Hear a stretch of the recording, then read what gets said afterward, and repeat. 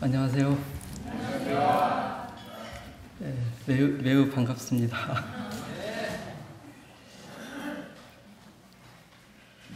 그동안 기도해 주시고 많이 섬겨주신 분들께 정말 감사합니다. 이 말씀을 전하기 앞서 이런 말씀을 드려 정말 민망하긴 한데, 이렇게 참 말씀을 하는데 제가 원래 이렇게 말씀도 잘 모르고, 그렇다고 영빨이 아주 센 사람도 아니고, 원래 이렇게 이제 학생들하고 이제 말씀 공부를 하면서도 이제 그런 이야기를 쭉 하면서 시작하는데, 이 듣는 사람이 이렇게 강사가 이렇게 내가 잘 알아. 그래서 이게 이렇게 이야기를 해야 힘이 될 텐데, 제가 워낙 이 영빨도 약하고 아는 것도 없고 부족합니다. 그래서 늘 이제 믿고 기대는 게 이제 하나님께 기도하고 성령님 은혜심을 이제 구하게 되는 것 같습니다. 그래서 이 자리에서도 바라볼 게 하나님만을 바라보고 제 마음을 비우고 하려고 합니다. 기도하고 시작하겠습니다. 아버지 하나님, 은혜와 사랑하시며 감사합니다. 부족한 저희들을 구원해 주시고 주님의 은혜에 주께서 주시는 이 하나님 나라의 기쁨과 평안을 누리게 하심을 감사합니다. 힘이 부족한 자가 말씀을 맡았습니다. 주께서 세우셨으니 주께서 역사하시고 성령께서 함께 하심으로 오직 말씀이 증거되어지고 은혜가 넘치기를 간절히 기도합니다. 주께서 제 내면을 어루만져 주시고 이 여인과 같은 기쁨을, 영생수를 누리고 만나기를 간절히 기도합니다. 예수님 이름으로 기도드렸습니다. 오늘 말씀의 주인공은 사마리아에 사는 이름도 모르는 한 여인입니다. 그녀는 삶이 망가진 목마른 여인이었습니다. 메말라 시들어가는 나무에게 물을 주면 이파리가 파래지고 다시 싱싱하게 살아납니다. 사마리아 여인이 예수님을 만났을 때 그녀의 인생이 바뀌었습니다. 예수님께서 주시는 영생수를 맛보았을 때 다시는 목마르지 않는 참 만족과 기쁨, 행복이 가득한 인생을 살게 되었습니다. 우리도 이 예수님을 더욱 가까이 만나는, 또 새롭게 만나기를 기도합니다. 예수님께서 유대를 떠나 갈릴리로 가셨습니다. 예수님 일행이 사마리아에 있는 수가라 하는 동네에 이르렀습니다. 이곳에는 유명한 야곱의 우물물이 있었습니다. 이때가 제6시, 지금 우리 시간으로는 낮 12시입니다. 일행은 태양은 지글지글 타오르고 땅마저도 뜨거운 열기를 뱉어내는 매우 무더운 한낮입니다. 일행은 몹시 지치고 배도 고파서 우물 곁에서 쉬고자 했습니다. 제자들은 모두 먹을 것을 사러 동네에 들어갔고 예수님께서 우물가에 홀로 앉아 계셨습니다. 중동에서 이 시간은 너무 덥기 때문에 대개는 일을 멈추고 낮잠을 잔다든지 쉽니다. 돌아다니는 사람이 없습니다. 그런데 그 시간에 한 여인이 멀리서 우물에 물을 길러 왔습니다. 요즘 우리는 우물과의 거리가 얼마나 떨어져 있습니까? 매우 가깝습니다. 우리나라 시골도 예전에는 수도가 없어 이 동네 공동 우물에서 무거운 물동이를 머리에 이고 물로 이렇게 이고 나르는 것이 고된 일 중에 하나였습니다. 당시 여인들은 아침 저녁으로 삼삼오오 때를 지어 물을 길르러 다니면서 이 소문 저 소문 수다를 떨면서 어제 스테반 목사님이 이 딸을 낳았다더라 이런 이야기를 하면서 교제하고 정보도 이렇게 교환을 하였습니다. 여인들에게 우물은 사교의 장소이기도 했습니다. 이 여인처럼 뜨거운 낮 시간에 혼자 물 길러 나오는 것은 중동에서는 매우 낯선 일입니다. 왜일까요? 18절을 보면 이 여인은 지금까지 남편이 5이나 있었습니다. 과거가 매우 복잡합니다. 요즘 세상에서도 이 정도 이력이면은 결코 범상치 않습니다. 그나마 지금 살고 있는 남자도 정식 남편이 아니라고 합니다. 당시 사회는 오직 남편과 아내만이 함께 동거할 수 있었습니다. 성경에서 결혼이 오직 남자와 여자가 만나서 이루는 것처럼 여자가 남편 아닌 남자와 함께 사는 것은 명백한 죄였습니다. 사람들은 여인을 보며 수군거리고 장녀 취급을 하며 벌레 보듯 멸시했습니다. 어떤 때는 뒤에서 욕설이 들려왔습니다. 여인은 동네 사람들과 어울리지 못하고 왕따가 되었습니다. 그녀는 우물에 물을 깃는 것도 사람들을 피해 가장 뜨겁고 힘든 때에 나와야 했습니다. 남들은 못 견디는 이글거리는 그 더위가 차라리 더 나았습니다. 뙤약빛을 걸어오는 그녀의 삶은 아프고 쓸쓸하고 고단했습니다. 육신뿐 아니라 그녀의 내면도 심히 목마르고 죽을 것 같았습니다.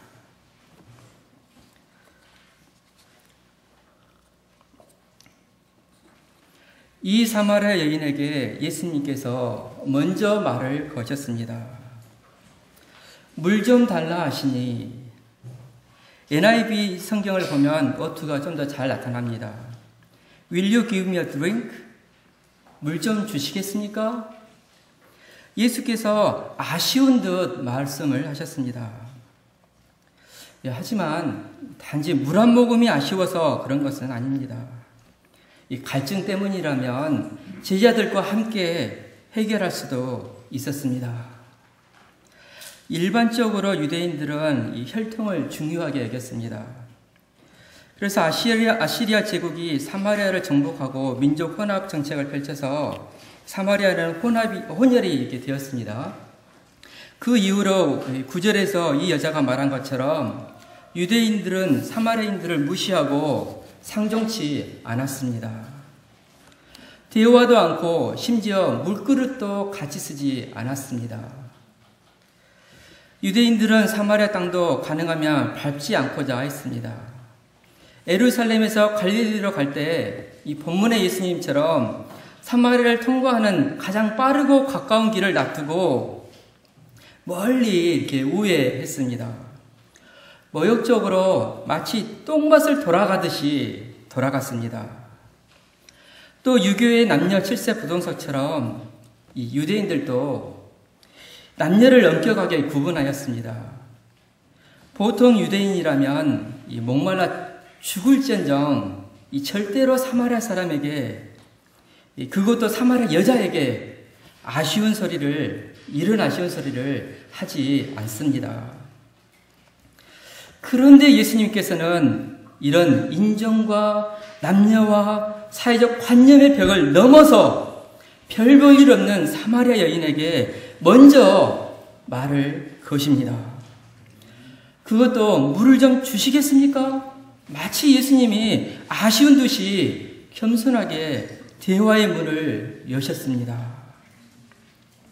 이는 예수께서 여인에게 깊은 관심을 가졌기 때문이고, 내면까지 목말라 어깨가 처진 이 여인을 불쌍히 여겨서 돕고자 하셨기 때문입니다.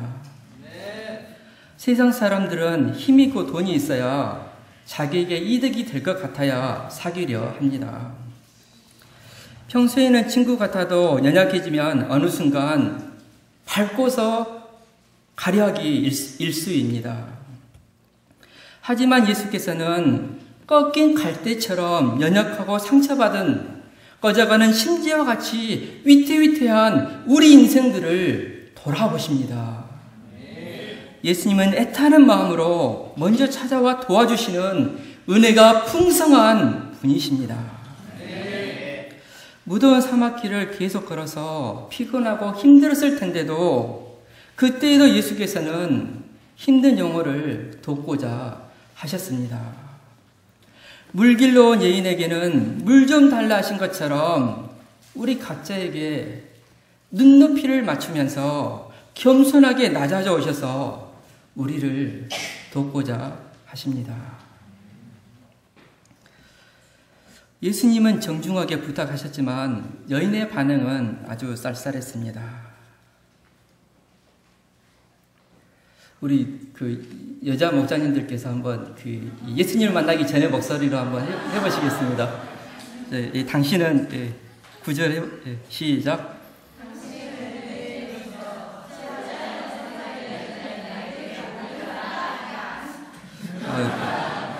별로 이 어감이 안 사는 게 너무 변화된 지 오래되셔가지고 옛날 기억이 없으신 것 같습니다. 어찌하여 나에게 물 좀 달라 하나이까? 이 글만 보면 이제 감이 멀지만 실제 내용은 왜 자기에게 부탁하냐며 쏘아붙이는 것입니다. 한 번은 한 목사님이 의대 학생 강의실에 가서 아쉬운 소리를 하며 전도의 말을 붙였습니다. 근데 이제 한 여학생이 여기 잡장인 들어오는 곳 아닙니다. 이러면 대화가 이제 불가능합니다. 제가 이제 나중에 학생들 면담하면서 비록 그 당사자는 아니었는데 그 아줌마가 내 아내였어. 이렇게 했더니 얘들이 당황해가지고 안색이 변했습니다. 이 본문의 여인은 친절을 친절로 받아들이지 못했습니다. 면박을 당하면 더 이상 말하기가 싫습니다. 한마디 받아쳤다가 같이 싸울 수도 있습니다. 예수님께서는 어떻게 하셨습니까? 쓸데없는 자존심 싸움 않고 인내하시며 대화의 주제를 바꾸어서 계속 여인을 돕고자 하셨습니다. 10절을 다 같이 읽겠습니다. 10절입니다. 시작.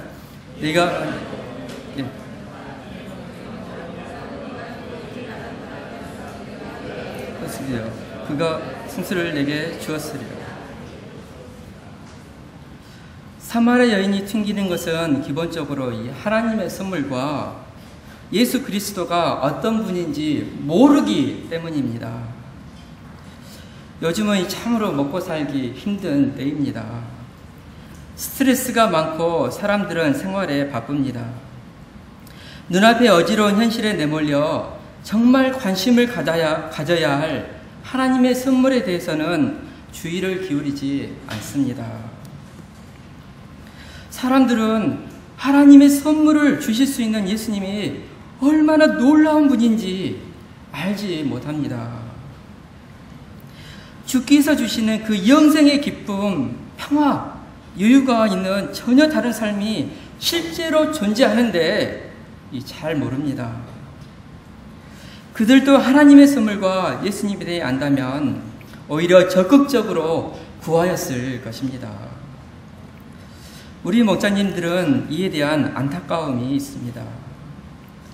우리는 처음 그리스도를 영접하면서부터 받은 은혜와 축복들이 정말 많습니다. 이 하나님이 예수 그리스도가 이렇게 좋은데 이 바쁘다고 외면하는 양들을 보면 매우 안타깝습니다. 그럴 때마다 책임감도 느낍니다. 예수님은 여인에게 하나님의 선물을 주시겠다고 하셨습니다. 계속되는 차가운 반응에도 예수님은 거기에 신경 쓰지 않고 여인이 하나님의 선물과 이를 주실 수 있는 예수님 자신에게 관심을 갖도록 이끄셨습니다.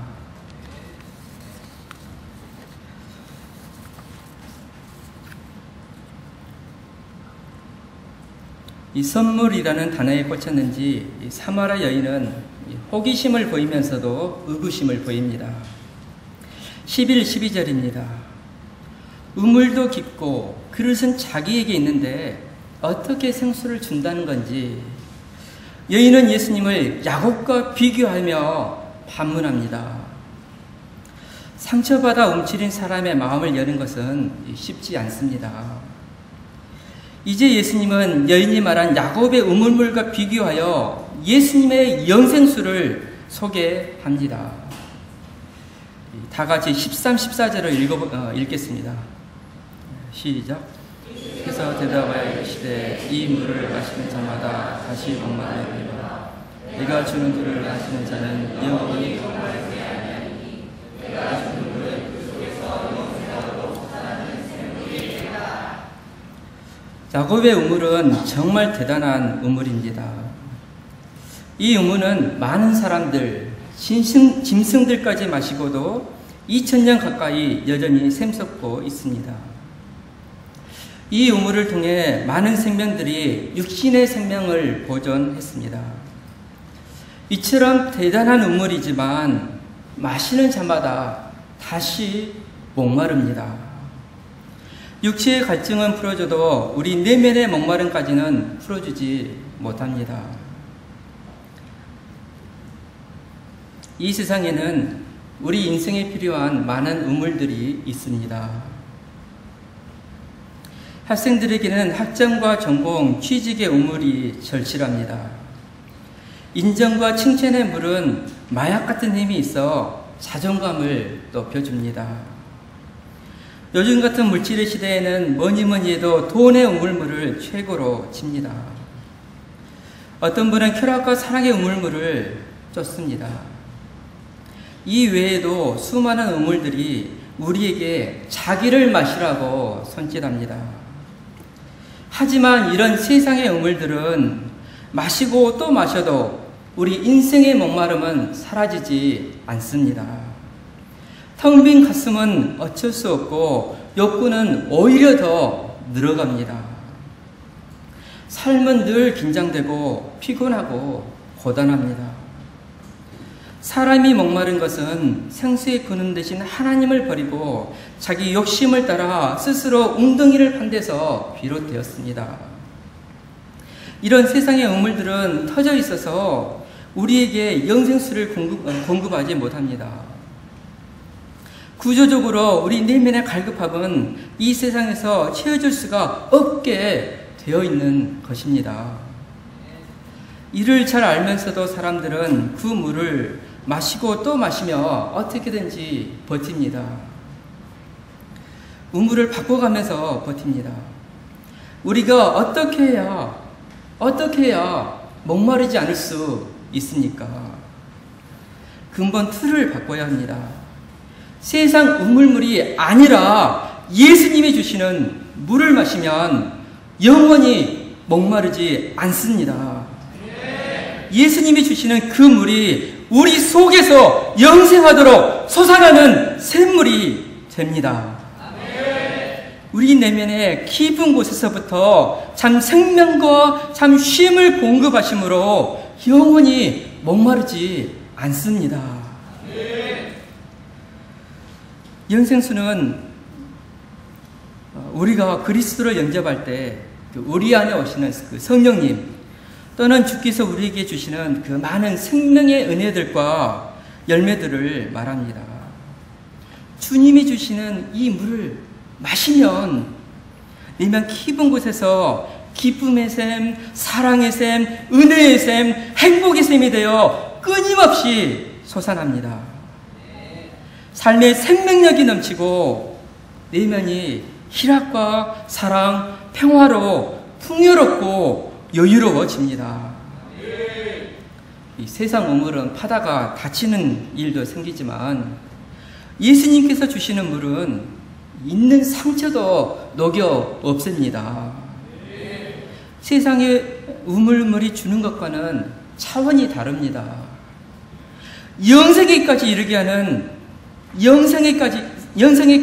이르게 하는 참 생명의 물로 천국의 기쁨을 누리게 합니다.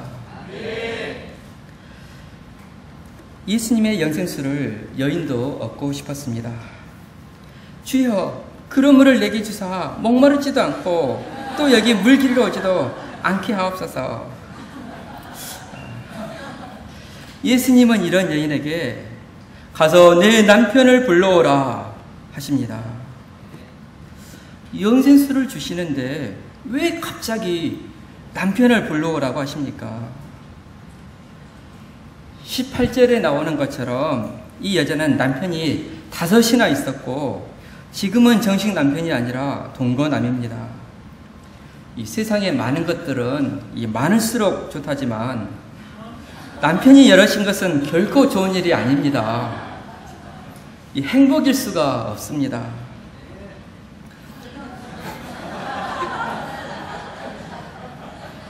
그녀가 처음부터 남편 5을 목표로 살지는 않았을 것입니다.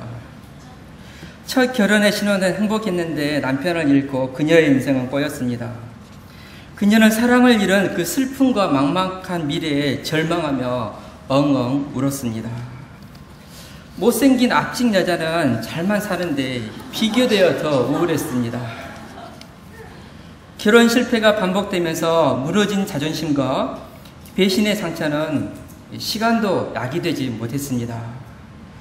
미움, 원망에 시달리다가 이제는 절망을 넘어 아예 운명이라 체념이 되었습니다. 그러면서도 남편에 대한 꿈을 도저히 놓을 수가 없었습니다. 그녀는 이제라도 남자만 잘 만나면 인생이 풀릴 거라는 생각을 했습니다. 그녀는 이 남자다 싶으면 과감하게 마음도 몸도 내주고 때로는 유혹하며 남편의 의무를 받습니다. 부끄러운 욕심을 위해 물불을 안 가렸습니다. 남편 문제는 그녀의 치부였습니다. 드러내기에는 너무 부끄러운 죄 문제였습니다. 또 처절한 상처였습니다. 이 죄 문제 때문에 멸시받고 사람 대접도 받지 못했습니다. 왜 이런 좋지 않은 문제를 예수께서는 꺼내시는 것입니까? 여인이 영생수를 마시기 위해서는 죄에서 돌이키는 회개가 필요하기 때문입니다. 상처가 치유되기 위해서는 병터를 찾아 드러내는 것이 필요합니다. 예수님께서 주시는 영생수를 마시려면 세상에서 팠던 우물로부터 자유해야 놓여야 합니다. 부끄럽고 부담스러운 것이 사실입니다. 그럴지라도 자신의 남편 문제를 예수께 들고 나가야 합니다. 여인의 머릿속에는 자신의 부끄러운 과거가 파노라마처럼 떠올랐습니다. 남편이 없나이다. 예수님은 이미 다 알고 있는데 여인은 도저히 말할 수 없었습니다. 예수님은 어떻게 하셨습니까? 17절 내가부터 18절을 다 같이 읽어보겠습니다. 시작. 내가 남편이 없다는 말이 옳도다. 내가 남편이 없어.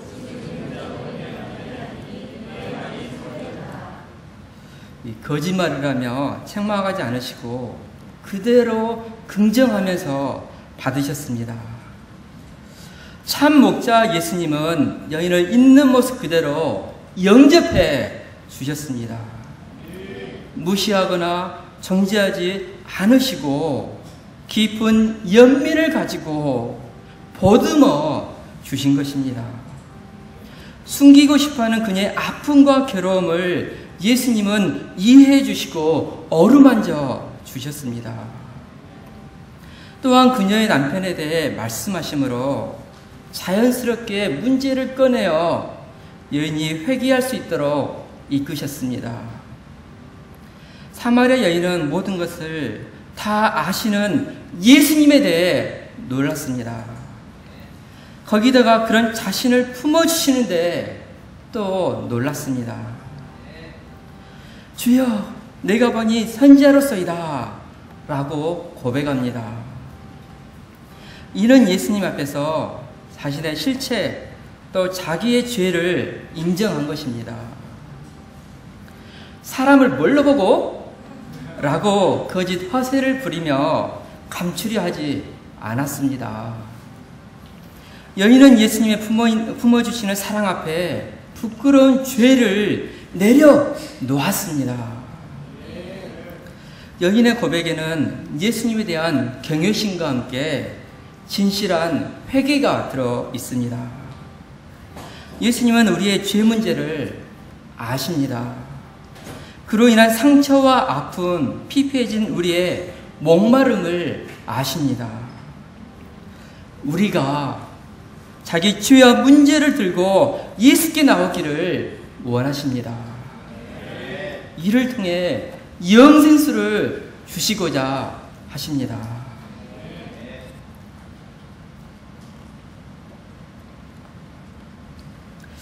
20절에서 예수님을 선지자로 고백한 여인은 예배에 대해서 물었습니다. 예배의 문제는 무엇을 어떻게 경배해야 구원이 있습니까? 와 통합니다. 남편 문제를 말하다가 예배의 문제가 제기된 것은 결코 우연이 아닙니다. 여인의 목마름은 진정한 경배의 대상, 사랑을 쏟아 부을 만한 대상을 찾지 못하고 남편을 통해 해결하고자 자기 욕심을 따라 산 데서 비롯되었기 때문입니다. 이에 여인은 새로운 인생을 살고 싶었습니다. 당시 유대인들은 예루살렘 성전에서 예배해야 한다고 주장하고 이 사마리아인들은 그리심산에서 예배해도 된다고 주장했습니다. 예배에 대해 여자는 장소를 중요하게 여겼지만 예수님께서는 예배의 대상과 자세가 중요함을 말씀하십니다. 23, 24절을 다 같이 읽겠습니다. 시작. 크게 참되게 예배하는 자들은 진리로 예배할 때가 오나니 곧 이때라.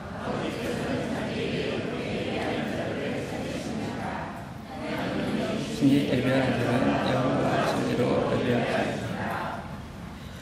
우리 예배의 대상은 하나님이십니다. 창조주 하나님만이 참 경배의 대상이십니다. 우리 하나님은 영으로 보이지 아니하시는 분입니다. 오직 영과 진리로 예배드릴 때 만날 수 있습니다. 이 영으로 예배하는 것은 몸으로만 형식적으로 드리는 예배가 아니라 영혼으로 드리는 예배, 간단히 쉽게 말하면 마음을 다해서 드리는 예배입니다. 외형이나 정교적 분위기보다 우리의 진실한 마음, 진심이 우선입니다. 진리로 드리는 예배는 바른 진리의 말씀에 기초해서 드리는 예배입니다. 우리 나름대로가 아니라 하나님께서 가르쳐주신 진리의 말씀을 따르는 것을 의미합니다. 무엇보다 진리이신 예수님 안에서 드리는 예배입니다. 하나님께서는 이렇게 예배 드리는 자를 찾고 계십니다. 간절한 마음으로 회개하며 나오는 자들을, 그렇게 진심을 다해 예배 드리는 자들을 누구라도 환영하여 품어주시고 도와주십니다. 여러분은 선지자를 만난다면 무엇을 제일 먼저 묻고 싶습니까?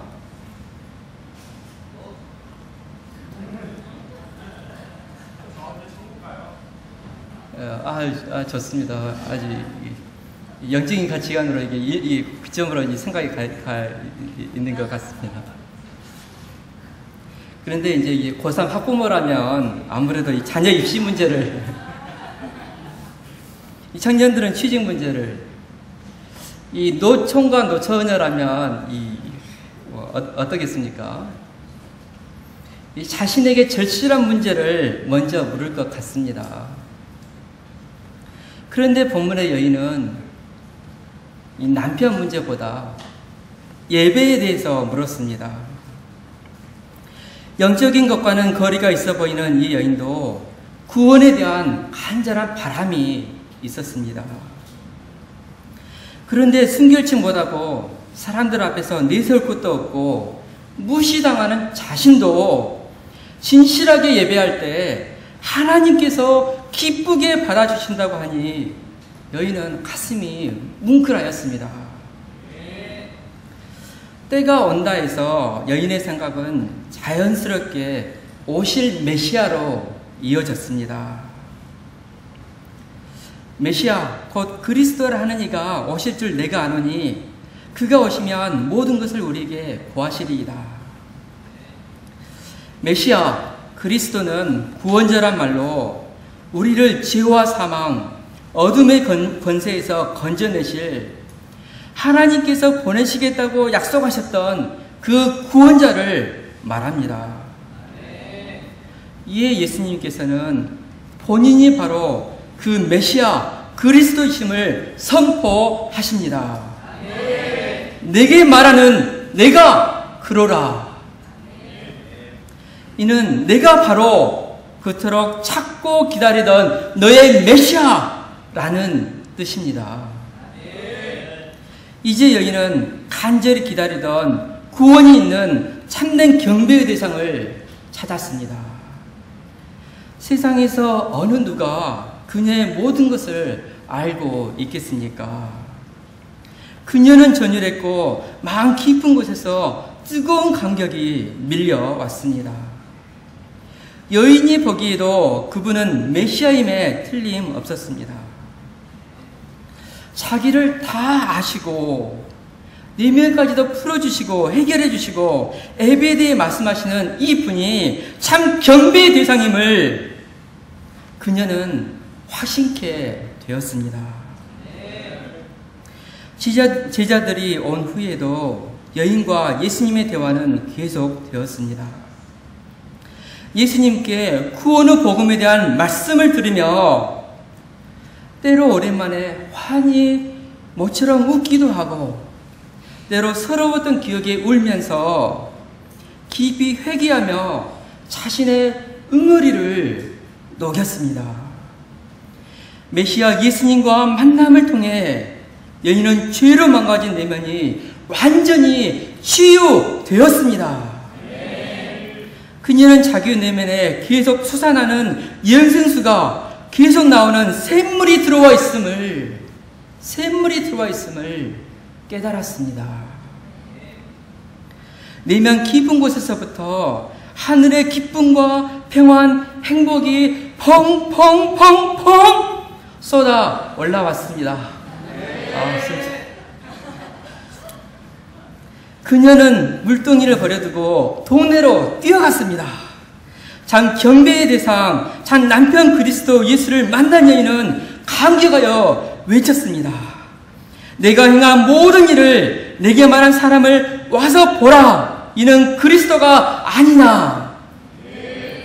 예수님을 만나기 전에 그녀는 사람을 피해 혼자 물길러 왔습니다. 사람들의 따가운 눈총보다 사막의 떼약빛이 차라리 더 견딜만 했습니다. 하지만 이제는 거침없이 동네로 달려갑니다. 자신을 멸시하며 환영해 주지도 않던 사람들에게 와 보라 이는 그리스도가 아니냐. 감격에 이어 열정적으로 메시아를 전하는 적극적인 사람이 되었습니다. 사소한 것에도 움츠려들고 두려워하며 긴장했던 그녀가 이제는 자기가 만난 예수님을 기쁨으로 외치는 새 사람이 되었습니다. 그리스도를 만난 사람에게는 이 여인과 같은 기쁨, 감격, 행복이 있습니다. 성령께서 우리 속에 들어와 계시므로 기쁨과 은혜의 샘물이 끊이지 않고 솟아나기 때문입니다.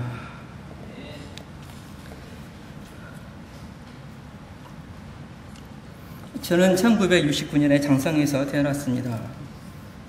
저의 집안은 가난하고 별 볼 일 없어 그저 족보만을 자랑하였습니다. 대유학자 하서 김인호, 초대 대법원장 가인 김병로를 자랑합니다. 저는 이들처럼 고결하고 고든 이 선비의 삶을 살고 싶었습니다. 1988년 조선대 의대에 입학하였습니다. 시대의 아픔을 푸는 지식인이 되고 싶었습니다.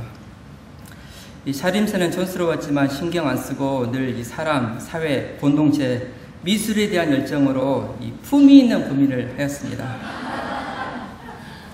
선배들 사이에서 존재를 인정받을 때, 또 나의 역할이 드러날 때 참 뿌듯했습니다. 학교 공부도 착실히 하고자 하였습니다. 그러나 공부는 참 힘들었습니다. 성적 좀 주시라고 그렇게 기도했는데 이 제시를 헤매었습니다. 공부만 해도 부족한 때에 학생의 일 좀 같이 하자는 친구의 부탁을 거절하지 못했습니다. 여러 사람을 위한 일은 열심히 하면서도 막상 자기 공부를 안 해가지고 번위 때 유급을 받았습니다. 인생의 그 실패의 경력을 하나 쌓으니까 많이 우울했고 이 부모님 볼 날도 없었습니다. 저는 이것도 저것도 잘하고 싶었지만 이도저도 아닌 사람이 되어갔습니다. 거기다가 제가 이제 학생회를 뛰어서인지 적대적으로 선배인 제가 먼저 인사해도 아는지도 않는 후배들로 저는 상처를 받았습니다. 많이 아프고 슬프고 피곤하였습니다. 저는 인생의 원래가 목말라 갈망하고 고독한 것이라고 생각하였습니다. 시간이 지나면서 많은 일을 한 것 같기는 한데 무엇을 했는지 남은 것이 없어 허무하였습니다. 지친 내면을 위로받고 싶었지만 누구도 나의 깊은 곳까지 이해해 줄 수는 없었습니다. 이우물 저우물을 돌아다니며 세상의 우물물만 마시다가 지치고 공부한 저를 하나님께서는 불쌍히 여기시고 공과 4년 때 다시 말씀 공부로 인도하여 주셨습니다. 로마서 3장 10절 로마서 3장 10절 기록된 바 의인은 없나니 하나도 없으며 말씀을 통해 착하고 의인인 줄 알았던 저도 바리새인처럼 자기 의와 교만으로 죽을 수밖에 없는 죄인임을 깊이 깨닫고 회개하게 되었습니다. 예수님께서 십자가에 피 흘리시고 죽으신 것은 저 같은 죄인을 구원코자 하심이었습니다. 의인 심정과 사람들의 인정을 구하였던 죄를 들고 나갔을 때 예수님은 영생수를 주셨습니다. 그러자 늘 목마를 것 같았던 제 인생에서 외로움이 사라졌습니다. 대신에 계속해서 새롭게 느껴지는 지극한 은근한 그 기쁨과 평안이 있었습니다. 이전에 이론으로만 알고 있던 저는 이게 너무 신기하였습니다. 하나님의 은혜가 너무 감사가 되었고 캠퍼스 젊은이들에게 이 예수님을 전하는 삶을 살고자 하였습니다. 그런데 졸업과 함께 의사고시를 떨어졌습니다. 비참했습니다. 18년 공부가 아무 필요가 없어지고 이 성격상 장사도 못하는데 막막했습니다. 무엇보다 앞으로 의사고시를 사법고시처럼 어렵게 하겠다는 발표로 장래가 매우 불안하였습니다. 힘들고 어려워서 하나님 앞에 나아갔을 때 하나님께서 변함없이 저를 사랑하여 주심을 알려주셨습니다. 저는 하나님께서 제 인생을 책임지시고 인도하여 주심을 깊이 깨닫게 되었습니다. 하나님으로 인해서 마음의 여유를 가질 수 있었습니다. 인생의 바닥을 치고 있을 때가 바로 하나님을 만날 좋은 기회였습니다. 저는 1년을 쉬면서 말씀을 통해 합당한 방향을 잡고 새롭게 일어설 힘을 얻을 수 있었습니다. 당시는 복지부와 의협의 다툼으로 이 전국 의사고시 합격률의 60%를 살짝 넘긴 특별한 해였습니다. 초유의 사태로 결국 8월에 일찍이 없었던 의사고시 추가 시험이 실시되게 하심으로 하나님께서는 저도 의사가 되게 하셨습니다. 전공에 있어서도 이때 백리학 교수님과 인연을 맺게 하심으로 백리학 전공으로 길을 열어주셨습니다. 인턴을 1997년에 이 마음이 아름다운 두보라 목사님과 믿음의 행복한 가정도 이루어 주셨습니다. 산소막 예배를 섬겼는데 이 병원 일로 밤늦게 10시에 기도 모임을 이루었습니다. 다들 지치고 피곤했지만 동역자들이 모두 함께 기도할 때 하나님께서 주시는 그 특별한 기쁨과 은혜를 풍성하게 누릴 수 있었습니다. 2001년 전문의가 되어 군에 갔습니다. 그리고 2004년 전역을 준비하면서 방향 문제로 기도하였습니다. 하나님께서는 뜻밖에도 서울대병원 전임의 자리로 길을 열어주셨습니다. 이 기간에 전공 실력을 쌓게 하시고 국립경상대학교 의과대학 백리학 교수로 인도하여 주셨습니다. 학연과 지연이 중요한 한국 병원의 사회에서 아무 연고도 없는 곳에 교수가 되는 것은 흔한 일은 아닙니다. 하지만 하나님께서는 서울의 큰 학교도 아닌 지방 사립대 출신으로 도의 경계를 넘어서 국립대 의대의 교수가 되게 하셨습니다. 더불어 결혼 10년 만에 여원이 여민이 자녀도 주셨습니다. 많은 시니어 어른 목자님들의 기도와 성경을 받게 하시고, 이를 통해 한 생명의 소중함과 생명을 키우는 일이 얼마나 소중한지 생명 구원 역사의 가치를 깨닫게 하셨습니다. 하나님께서는 제게 진주 UBF를 개척하며 또 이 학생양들을 말씀으로 섬기는 이렇게 축복하여 주셨습니다. 주일 말씀을 전한 그 통로로 쓰임 받으면서 그 말씀을 깨달아는 그 기쁨, 그 말씀의 그 위로와 평안, 이걸 이제 누릴 수 있었습니다. 그럼에도 5년이 지나면서 양들이 오고 가기를 반복하고 학교 일, 병원 일로 유신이 지치고 많이 분주하였습니다. 이때에 하나님께서는 2011년에 미국 오하이오 주립대로 연수를 보내셨습니다. 저는 이제 시골에 묻혀서 조용히 지내려던 저를 끄집어내셔가지고 그 미국 콜럼버스 UBF에서 이 세계 선교에 직접 동참하게 이렇게 하셨습니다. 그래서 눈을 크게 떠서 세계에서 일하시는 하나님의 역사를 배우도록 축복하여 주셨습니다. 작년부터는 이 기도 의대생들 하나님의 귀한 자녀들을 맡기시고 2주에 한 번씩 하는데 3시간 반 시간은 로마서 말씀 공부를 통해서 큰 행복과 기쁨을 제게 주셨습니다. 올해가 진주에 내려온 지 10년째입니다. 얼마 전 의과대학 23회 졸업생 20주년 기념회가 있었습니다. 저는 생각지도 못한 자랑스러운 동문인상을 받았습니다.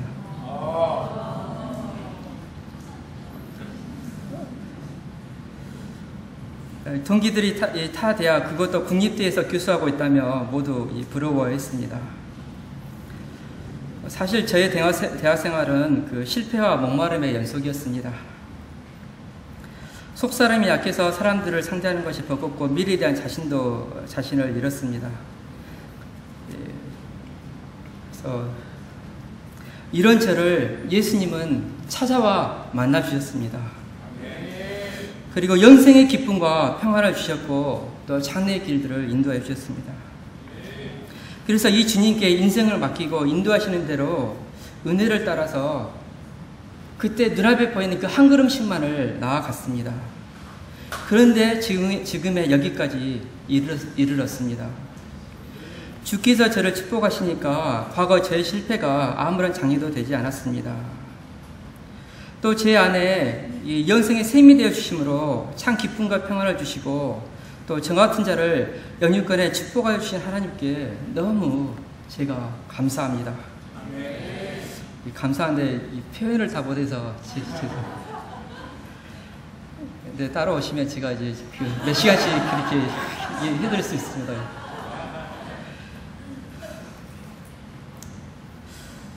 이를 생각할 때 제가 하나님의 역사를 더 열심히 감당해야 마땅한데 세상 잔재의 의무를 또 기웃거리고 있었습니다. 텔레비전을 보며 인터넷으로 축구 보는 EPL을 즐기면서 늦기 잠들기를 반복할 때 요즘은 불면증에 시달리고 있습니다.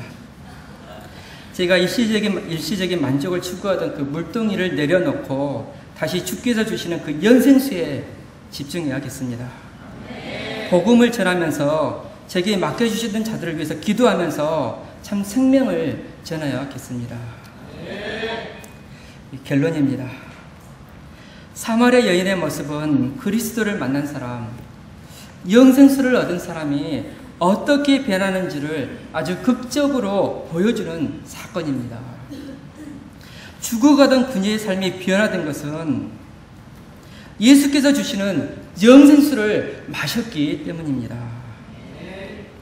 남편 우상의 헛된 우물물을 마시다가 거듭된 실패로 만신창이가 되어버린 소망 없던 인생, 그저 하루하루를 죽지 못해 살아갔던 여인에게 예수님은 영원히 목마르지 않는 기쁨의 생수, 새 생명의 생수를 주셨습니다.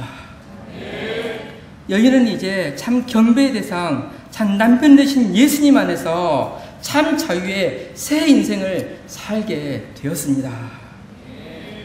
메시아 예수님은 우리에게 생명의 근원으로 참된 영생수를 우리에게 주십니다. 영생수 예수님을 깊이 영접하고 참 생명을 누리기를 기도합니다. 제가 기도하고 마치겠습니다. 아버지 하나님 감사합니다. 지와 사막으로 이 세상에서 바득바득 이 헛된 우물물을 파다가 죽을 저희들에게 참된 영생수를 허락하여 주시고 주님 안에서 참 생명과 기쁨의 희락의 새 인생을 살게 하심을 감사합니다. 저희들이 새롭게 저희들의 것을 회개하고 주님께 나아감으로 이 영생수 예수님을 좀 더 가까이 깊이 만나고 또 주님께서 주시는 그 희락과 기쁨의 영생수를 누리는 자들이 되기를 간절히 기도합니다. 천국의 기쁨을 누리기를 간절히 기도합니다. 감사합니다. 예수님 이름으로 기도드렸습니다.